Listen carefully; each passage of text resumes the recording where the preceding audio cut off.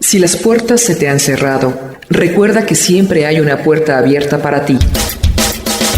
Puerta Abierta, un programa con el doctor Guillermo Torres.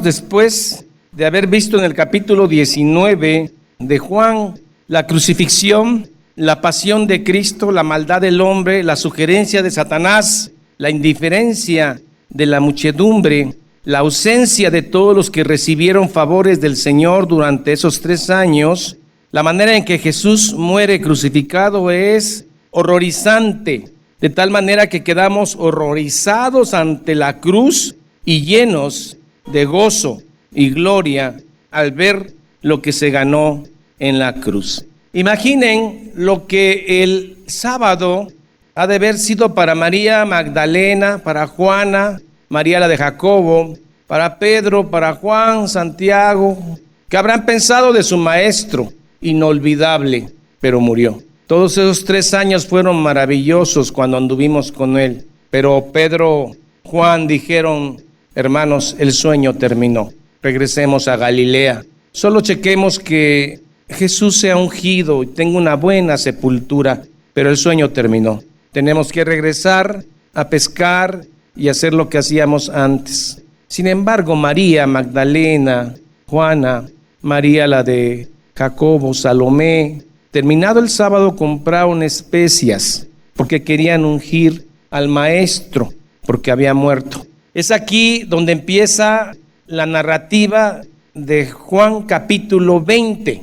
Vale la pena leer los sinópticos, Marcos, Mateo, Lucas, que agregan detalles al tema de la resurrección. Ninguna religión que ha propuesto un profeta, su profeta resucitó.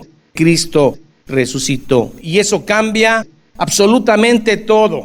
Cristo resucitó. Y si Él resucitó, nosotros resucitaremos. Y si Él vive, nosotros viviremos.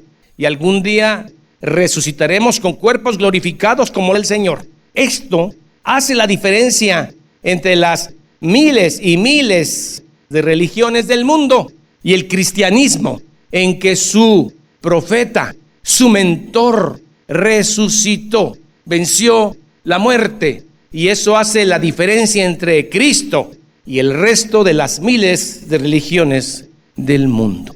Aquí estriba la victoria del Señor, que el Padre lo resucitó. Vayamos a Juan capítulo 20. El primer día de la semana, domingo, que comenzaba el sábado a las 6 de la tarde. A las 7 de la tarde ya las mujeres del sábado, ya pellizcando el domingo, compraron las especies. El Evangelio de Juan dice que solamente María Magdalena, pero Lucas, Marcos y los sinópticos agregan que eran varias mujeres. Dentro de ellos, Juana, Salomé, María la de Jacobo y otras. Cuando usted lee los 4 evangelios, pareciera que hay contradicción. ¿Realmente cuántas mujeres llegaron a la tumba?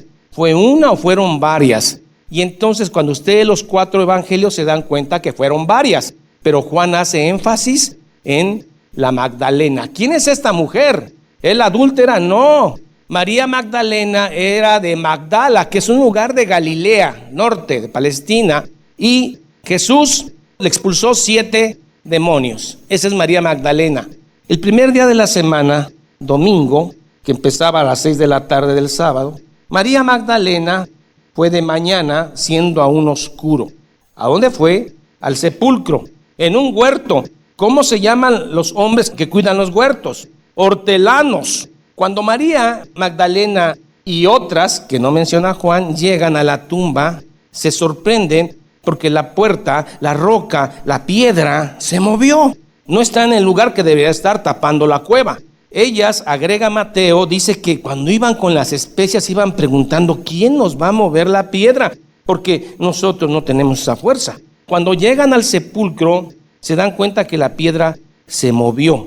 Mateo agrega que es un ángel de los 2 que aparecen que la mueve. Y cuando la mueve hubo un temblor local en esa zona. Los soldados, al ver que se movió la piedra, se sorprenden de ver estos hombres vestidos de blanco, jóvenes, con antropomorfismo, son ángeles en forma humana. Y entonces los soldados romanos se desmayan. Y ya cuando despertaron, la roca se había movido y Jesús no estaba adentro. Llegó al sepulcro María y vio quitada la piedra del sepulcro. Tonelada y media, redonda, tenía un carril abajo donde se podía rodar, pero era muy difícil moverla. Y vio quitada la piedra del sepulcro. Entonces corrió y fue a Simón Pedro y al otro discípulo, aquel al que amaba a Jesús. Si usted lo lee así, dice, llegó María Magdalena a la cueva y ¡pum!, que se echa a correr. No, antes de echarse a correr suceden cosas ahí que otros evangelios narran. Entonces corrió, al ver que no estaba la piedra, ¿qué habrá pensado? Los ladrones de tumba era común. Al ver que la piedra se movió, se puso a llorar, porque dijeron, se robaron al maestro, ni eso respetan, se llevaron su cuerpo. Las tumbas tenían como 2 cámaras. Usted entraba a la primera, después adentro en medio había una puertecita. Al atravesar ese hueco entraba propiamente a la cámara mortoria, donde estaba el cadáver. Juan llega y se mete a la primera cámara, pero ya no se arriesga a pasar a la segunda. Pedro llega, que se había atrasado porque era más viejo o más lento, y llegó, pero Pedro sí se mete hasta el fondo. María Magdalena se da cuenta que el cuerpo no está, y entonces va de reversa y le va a hablar a Simón y a Juan. Se sorprenden, lo que menos pensaron era que iba a resucitar, se lo robaron. Entonces corrió, fue a Simón Pedro y al otro discípulo, Juan, y les dijo, se han llevado del sepulcro al Señor y no sabemos dónde le han puesto. No dijeron resucitó. Y salieron Pedro y el otro discípulo y fueron al sepulcro. Corrían los 2 juntos, iniciaron juntos, pero era más veloz Juan. Corrían los 2 juntos, pero el otro discípulo corrió más a prisa, Juan, y llegó primero al sepulcro. Y bajándose a mirar, entró a la primera cámara, vio los lienzos, ahí se asomó por la puertita, pero no entró. Y bajándose a mirar, vio los lienzos puestos allí, pero no entró. Luego llegó Simón Pedro tras él, y él sí entró en el sepulcro, en la cámara mortoria, y vio los lienzos puestos allí. Hay muchas hipótesis, teorías que dicen que Jesús fue robado por sus propios discípulos para levantar este mito de la resurrección, y que finalmente los soldados judíos tenían tanto sueño por la vigilia que se quedaron dormidos, y entonces los discípulos robaron el cuerpo. No puede ser eso. ¿Usted cree que van a desnudar el cuerpo de Jesús, llevárselo desnudo y dejar las vendas ahí, los trapos de sudario? No. ¿Por qué harían eso? Algo sobrenatural está sucediendo aquí. Luego Simón Pedro tras él entró al sepulcro, y el sudario que había estado sobre la cabeza de Jesús, no puesto con los lienzos, sino enrollado en un lugar aparte. Algunos dicen que Jesús desapareció su cuerpo en la resurrección y las vendas se quedaron así en la forma que Jesús tenía, fijas con la forma de Jesús. Eso no sucedió porque los lienzos estaban enrollados. Entonces ahora sí entró también el otro discípulo que había venido primero al sepulcro, o sea Juan, y vio y creyó. ¿Qué creyó? ¿Que Cristo había resucitado? No, creyó que el cuerpo no estaba ahí, se lo habían robado. El verso que viene lo aclara, porque aún no habían entendido la escritura que era necesario que Él resucitare de los muertos. No creyeron que Cristo había resucitado, se lo robaron. Y entonces regresaron con el resto de los discípulos que estaban escondidos en una casa en Jerusalén. A la primera que se le aparece es a María de Magdala, María Magdalena. Ya que regresa Pedro y Juan a ver a los discípulos, María Magdalena regresa a la tumba. Entonces María estaba afuera llorando junto al sepulcro. Y mientras lloraba, se inclinó para mirar dentro del sepulcro por esa puertecita.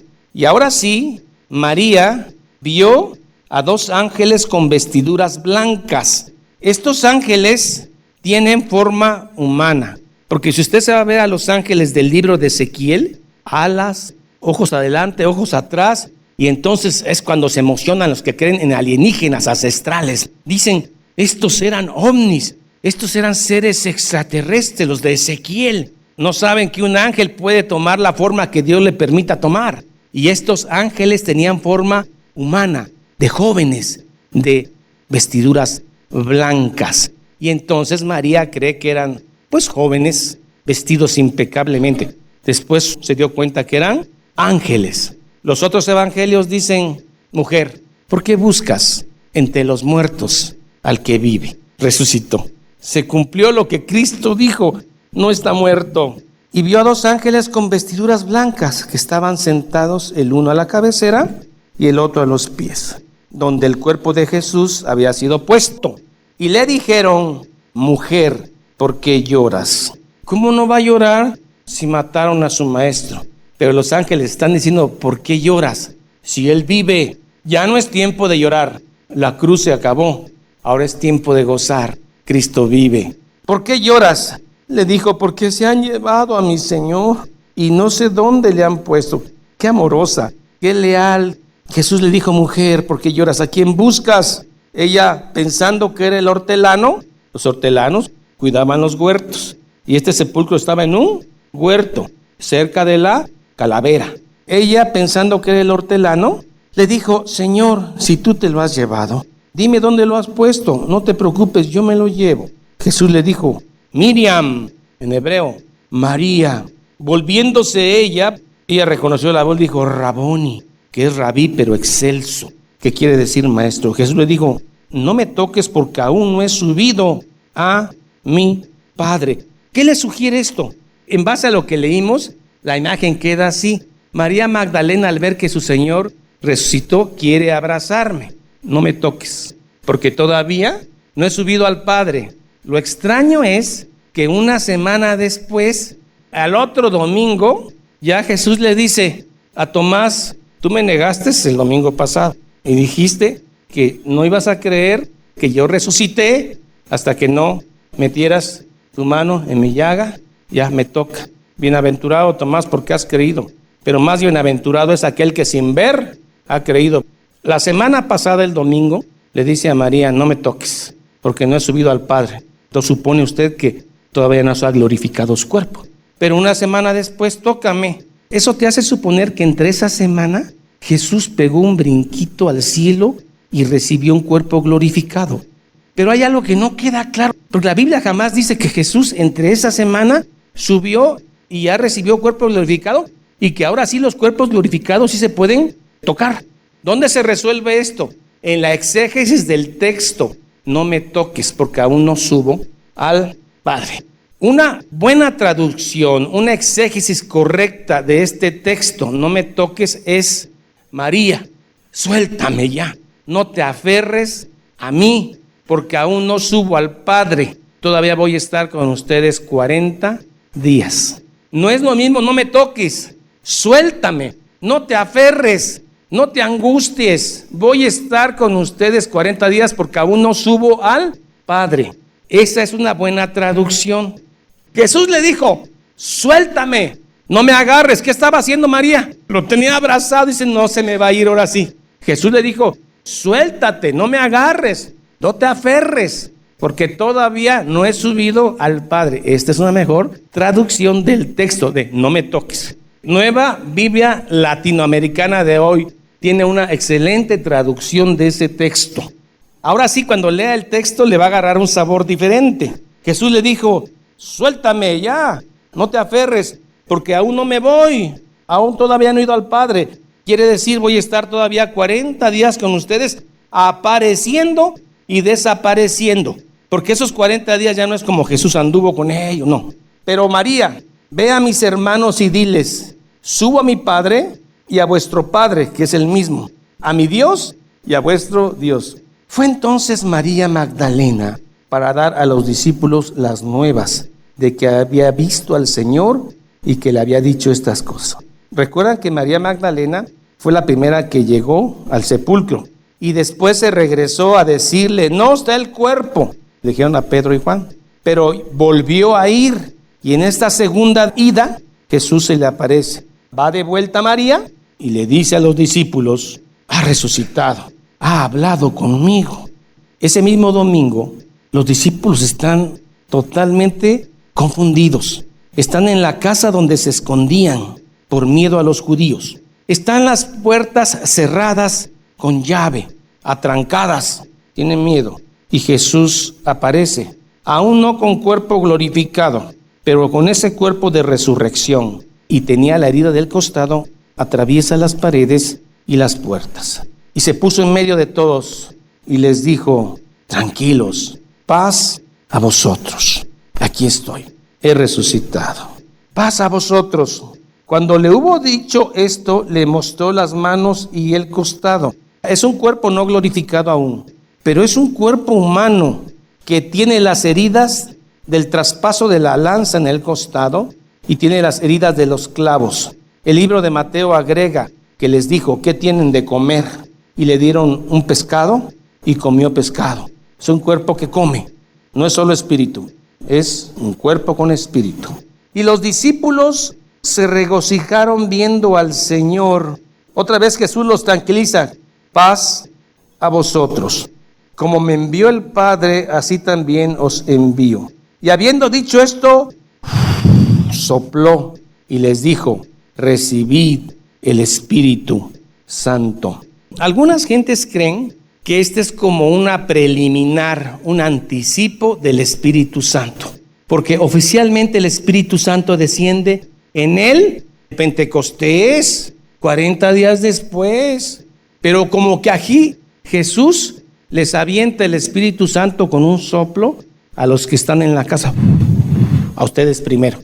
Y la Biblia no está diciendo eso, es un símbolo que Jesús hace, que van a recibir al Espíritu Santo en el Pentecostés. Entonces, cuando un texto se entiende mal, se hace doctrina errónea. Mucho tiempo me acompañó un pastor pentecostal, porque me invitaban a predicar, y entonces él me decía: el soplo de Cristo es algo especial. Es más, cantaba una canción que decía: Cristo sopla sobre tus hijos. Entonces él, cuando oraba, hay que soplar con fe, y hacía toda una enseñanza del soplo de Cristo. Bien intencionado el hermano, pero no es así.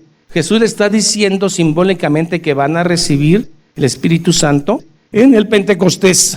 El otro versículo, que también ha sido mal interpretado por Roma, dice: a quienes remitiere los pecados, les son remitidos, y a quienes se les retuvieres, les serán retenidos. Dice Roma que nosotros tenemos que confesar los pecados con sacerdotes, que son los que Dios ha puesto. Dice que ellos tienen ese poder de perdonarte pecados. ¿Es esto lo que está diciendo la Escritura? No. Lo que está diciendo es que con el evangelio de Cristo que estos apóstoles van a predicar, y nosotros, aquel que cree en Cristo, le son perdonados los pecados, y el que no cree en Cristo por fe, no le son perdonados, y es una blasfemia contra el Espíritu Santo. Eso está diciendo. No está diciendo que el sacerdote tiene poder para perdonar pecados, solo Dios. La misa es expiatoria, quita pecados. Los sacramentos son expiatorios. Usted se confiesa con el sacerdote, va a misa, toma la Eucaristía, está usted limpio. Si usted se muere el domingo, usted se va al cielo. Pero si a usted la muerte lo agarra no sacramentalmente completo, usted tiene la gran posibilidad de irse al purgatorio, y ahí, dependiendo de las misas por el muerto, depende qué tan rápido salga de allá y se vaya para el cielo. Eso es una mentira. No está diciendo eso la Biblia. Seguimos. ¡Qué declaración de Tomás! ¡Qué fe tan inmadura! Tomás murió siendo atravesado por una lanza, probablemente cuenta la historia. Parece que estaba en la India. Pero Tomás, uno de los 12, llamado Dídimo, gemelo, no estaba con ellos cuando Jesús vino ese domingo. Le dijeron pues los otros discípulos: al Señor hemos visto. Él les dijo: si no meto mi dedo en su herida, no creeré. Y este es un lema de la gente que no cree en Cristo. Están predicando y parece que están entendiendo, y al final, mira, yo como Santo Tomás, hasta no ver, no creer. 8 días después, estaba otra vez los discípulos dentro de la casa, y con ellos ya estaba Tomás. Llegó Jesús, estando las puertas cerradas, y se puso en medio y les dijo: paz a vosotros. A ver, Tomás, aquí estoy, mete tu dedo en mi llaga, y no seas incrédulo, sino creyente. ¿Qué dice Tomás? Señor mío y Dios mío. Sí creíste, pero creíste porque viste. Bienaventurados aquellos que sin verme a mí creyeron. ¿Usted cree en Cristo? ¿Lo ha visto? Porque hay muchos predicadores que dicen que tienen encuentros. Hay un predicador de Guatemala muy conocido. Dice que Él a veces está rasurando y Jesús llega, ponen a charlar un rato, porque este siervo está ungidísimo. Ven a Jesús seguido. No sé, sabemos si a Jesús, pero nosotros, hermano, sin haberle visto, creemos. Bienaventurados aquellos que sin ver, creyeron. Jesús hizo muchas otras cosas durante esos 3 años que no están escritas en este libro. En resumen, Cristo vive. Y si Él vive, viviremos. Y si Cristo resucitó, resucitaremos. ¿Hay alguna mejor religión que esto? ¿Hay un profeta que supere esto? ¿Hay un Mahatma Gandhi que supere esto? ¿Hay una Teresa de Calcuta que supere esto? No. Si ustedes quieren ver la mejor exposición de la resurrección de Cristo, 1 Corintios 15. Todo el capítulo de 1 Corintios 15 dice y expone la resurrección de Cristo. Le voy a decir 7 cosas que nos proveyó la resurrección de Cristo. Primero, que Jesucristo que murió no puede volver a morir. Romanos 6:9. Sabiendo que Cristo, habiendo resucitado de los muertos, ya no muere. Porque en la Eucaristía cada domingo lo presentan muerto y vuelve a resucitar y es crucificado porque es blasfemo. Ya no muere. La muerte no se enseñoreará más de él. Cristo no puede morir otra vez. Una sola vez murió por nuestros pecados y pagó el precio. ¿Qué más nos provee la resurrección? 2, un nuevo nacimiento en Cristo. 1 de Pedro 1, 3 y 4. Bendito el Dios y Padre de Cristo, que según su grande misericordia nos hizo ahora a nosotros renacer para una esperanza viva. Esto que usted cree ahorita no es religión, es una esperanza viva que Cristo vive y vendrá por nosotros. Me emocionan los cantos, no me emociona la palabra. ¡Qué mal! A usted lo debe emocionar, estremecer esto, que tenemos una esperanza, que Él un día va a regresar y viviremos nosotros con Él. Nos hizo renacer para una esperanza viva por la resurrección de Cristo de los muertos. Si Cristo no hubiera resucitado, seríamos dignos de lástima. ¿Qué más nos provee la resurrección? Perdón de pecados. El día del juicio final, todo el mundo es pecador, pero va a haber un grupo que va a estar justificado por la sangre de Cristo. 1 Corintios 15, 17 al 19. Perdón de pecados. Si Cristo no resucitó, ¿para qué les predico la Biblia? Si Cristo no resucitó, ¿qué hacen aquí? Váyanse a disfrutar la vida.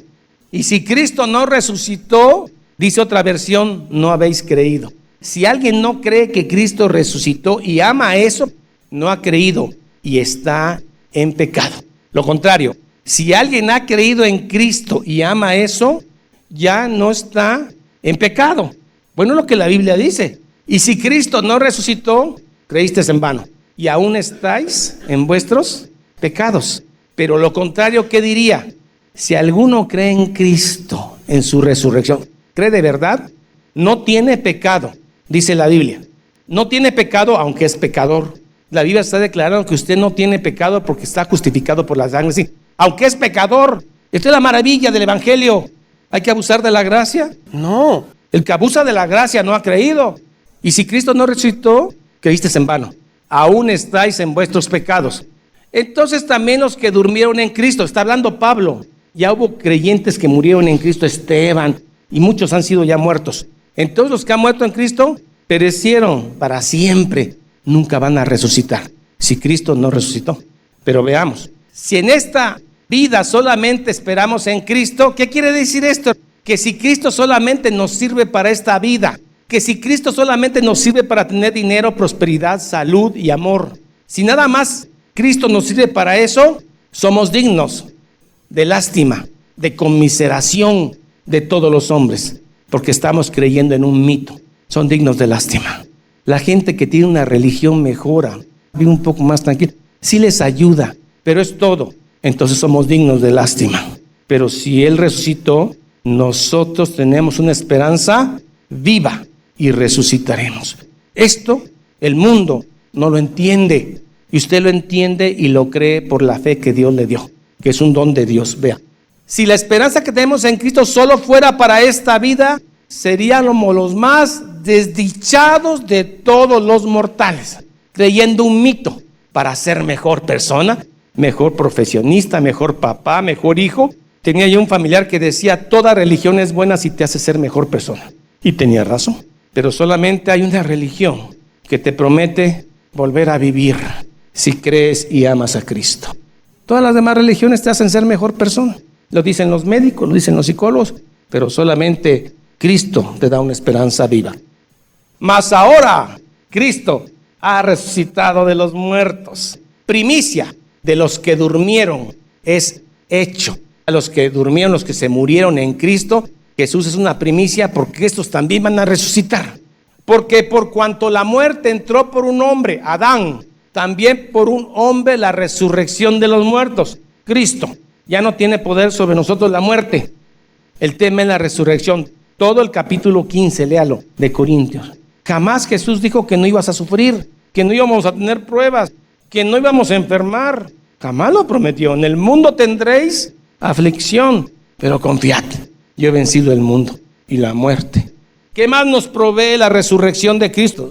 Protección para el día del juicio. Hechos 17:31. Es que yo no creo esto, pero aunque no lo creas vas a estar creyente y no creyente el día final. Por cuanto ha establecido un día en el cual juzgará al mundo con justicia. Por aquel varón Cristo, a quien designó dando fe a todos con haberle levantado de los muertos. Pero cuando oyeron lo de la resurrección de los muertos, unos se burlaban porque no creían.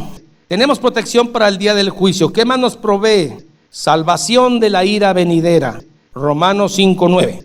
Pues mucho más, estando ya justificados por obras y por hacer el bien. ¿Así dice? No, nadie se va a justificar por obras ni por hacer el bien.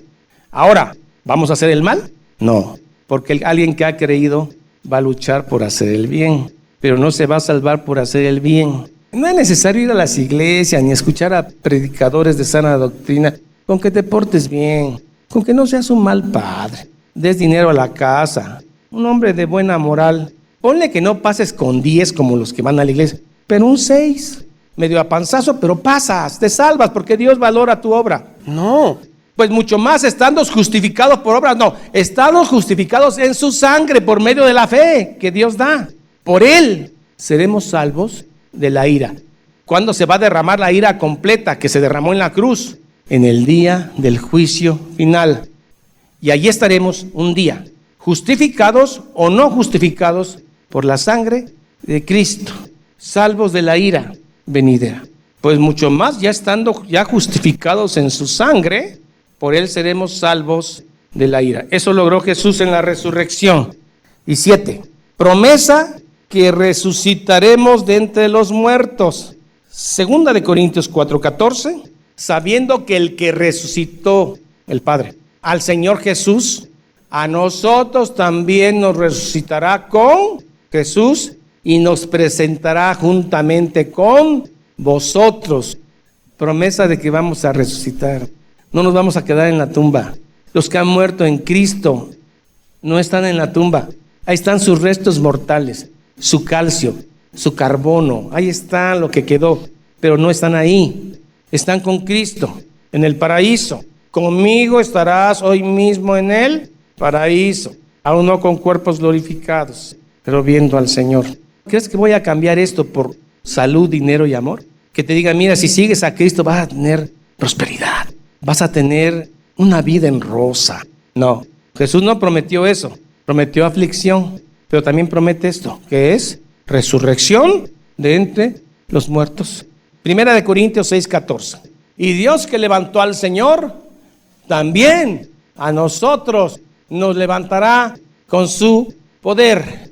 Gracias por levantarte del sepulcro y prometer esto que es más allá que el dinero y que los placeres que la vida ofrece.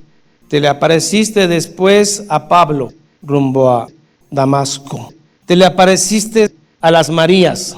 Te le apareciste a más de 500 hermanos en Galilea antes de tu ascensión. Te le apareciste a los discípulos camino a Emaús, a las mujeres en el camino, a la Magdalena en la tumba, al incrédulo Tomás, a Pedro y Juan en el mar de Galilea, compartiste los peces y un día te apareciste en mi vida y entonces todo cambió. Del gozo de saber que ahora somos eternos y que un día resucitaremos y que la ira de Dios no está sobre nosotros. Gracias en el nombre del Padre, del Hijo y del Espíritu Santo. Amén y amén. Jehová es mi pastor, nada me faltará. En lugares de delicados pastos me hará descansar. Junto a aguas de reposo me pastoreará. Confortará mi alma. Me guiará por sendas de justicia por amor de su nombre. Aunque ande en valle de sombra de muerte, no temeré mal alguno, porque tú estarás conmigo. Tu vara y tu cayado me infundirán aliento. Aderezas mesa delante de mí en presencia de mis angustiadores. Unges mi cabeza con aceite, mi copa está rebosando.